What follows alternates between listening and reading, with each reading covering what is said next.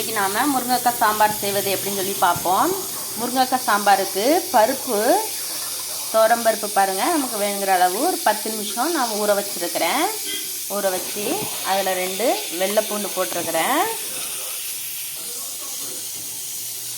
மஞ்சள்,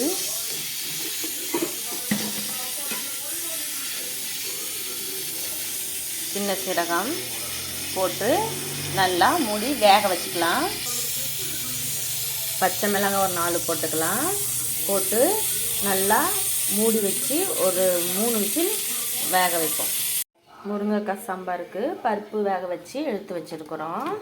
இப்போ ஒரு சட்டியை வச்சு அதில் கொஞ்சம் எண்ணெய் ஊற்றிக்கலாம்.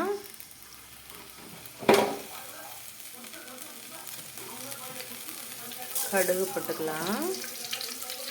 சீரகம் 2 அதில் போட்டிருக்குறோம், இருந்தாலும் கொஞ்சம் போட்டுக்கலாம். கருவேப்பிலை போட்டுக்கலாம்.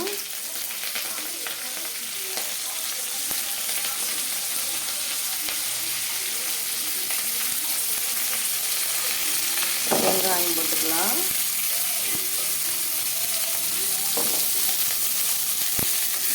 வெங்காயம் போட்டு நல்லா வணங்கணும். வெள்ளைப்பூண்டு நம்ம பருப்புலேயே வேக வச்சுருக்குறோம்.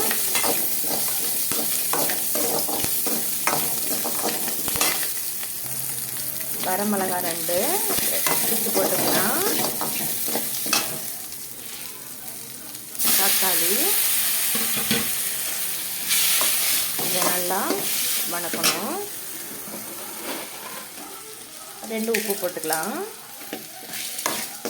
உப்பு போட்டு நல்லா வணங்கட்டும். இப்போ நல்லா வெந்துட்டு இருக்குது. இந்த நேரத்தில் பருப்பு வேக வச்சுருக்கிற தண்ணியை நல்லா ஊற்றலாம்.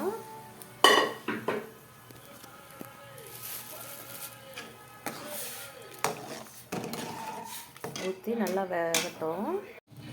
பாருங்கள், இதில் கொஞ்சம் அப்போ மல்லித்தூள் போடுறோம்.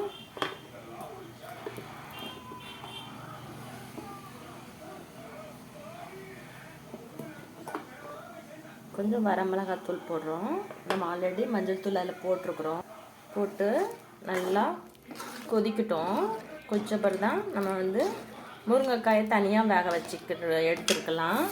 கொஞ்சம் நான் தனியாக ஒரு 2 நிமிஷம் தான் வேக வச்சுருக்கிறேன். இப்போ அந்த தண்ணியையும் முருங்கைக்காயையும் போட்டுக்கலாம். அப்போ முருங்கைக்காய் நம்மளுக்கு உடையாமல் பச்சையாக கிடைக்கும். பாருங்கள், நல்லா கொதிச்சிட்ருக்கு. இந்த நேரத்தில் நம்ம புளி கரைசல் வேணுங்கிற அளவு அவங்கவுங்க புளிப்பு தகுந்தவாறு போட்டுக்கலாமா. தேவையான உப்பையும் டேஸ்ட் பண்ணி பார்த்துக்கோங்க. பார்த்து நல்லா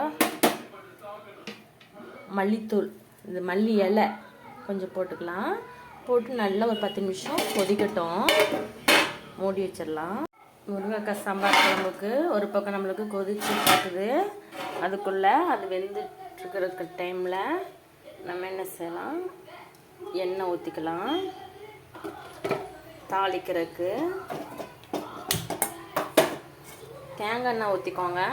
தேங்காய் எண்ணெய் ஊற்றினா டேஸ்ட்டாக இருக்கும். சாம்பாருக்கு பொதுவாகவே கடுகு, 2 உளுந்தம்பருப்பு, வெந்தயம்,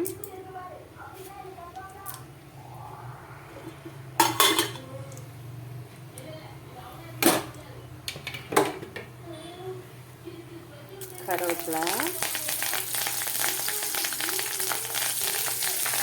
2 வரமிளகாய், வெங்காயம்